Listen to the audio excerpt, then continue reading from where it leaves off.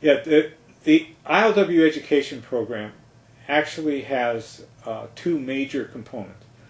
One is administered by the ILWU international officers, and the other is administered by the Longshore Division of the Union and its coast officers. Now, in 1994, the ILWU convention adopted an education program as a result of several days of work by delegates at this convention that set priorities for the content and formats of the kind of education that they wanted to see the International Union involved with. And that quickly evolved into a cycle of training for Union Secretary Treasurers and Trustees in Union administration and compliance with Union guidelines and federal regulations.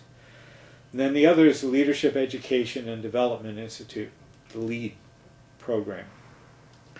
Both are conducted as, we call it educational retreats because we want people to approach it as they are removing themselves from their usual business, their usual routines.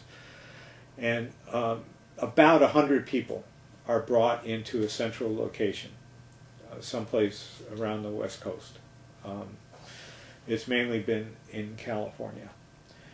And for 5 or 6 days, undergo intensive training on whatever the topics may be. And the cycle, for budgetary reasons, has been reduced to a set of trainings once every 3 years. So there's one lead program, one secretary treasurer's program every 3 years. In the beginning, in the 90s, it was like every 2 years. We actually had one period where we had every year where we could do that.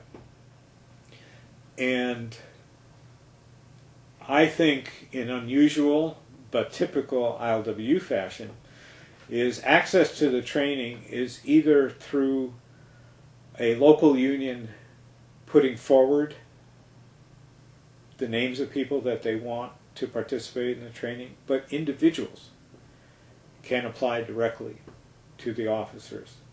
So that there's, with these two pathways to participation, that it's not just leadership perpetuating itself by having its own anointed go to participate, but that all kinds of people, regardless of their experience or which grouping they belong to in their local, have access to this kind of training.